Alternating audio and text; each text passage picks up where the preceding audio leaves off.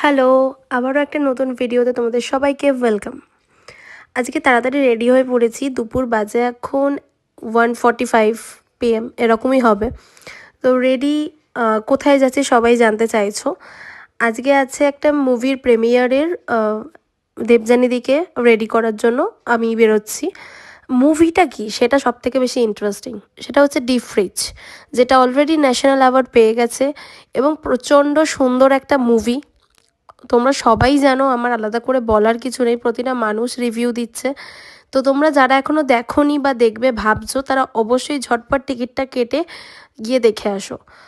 খুব ভালো একটা মুভি। তো এই মুভিরই একটা পার্ট বলো, একটা অংশ বলো, সেই মানুষটাকে আমি যে সাজাতে পেরেছি, মানে এই মুভির প্রিমিয়ারের দিনে আমি যে মানুষটাকে সাজাতে পেরেছি, এটার জন্য আমি খুব, মানে আমার খুব ভালো লেগেছে। তো তোমরা অবশ্যই জানিও যে আজকের দিকে কেমন লাগলো, মানে আমার মেকওভারটা তোমাদের কেমন লাগলো, আর দিদিকে ঠিক কতটা মানে ভালো লাগছে। দিদির খুব পছন্দ হয়েছে, আমাকে পার্সোনালি মেসেজ করে বলেছে এবং সাজাতে সাজাতেও বলেছে যে খুব ভালো হয়েছে, সবাই খুব অ্যাপ্রিসিয়েট করেছে। তো তোমরা অবশ্যই জানিও তোমাদের কেমন লাগলো।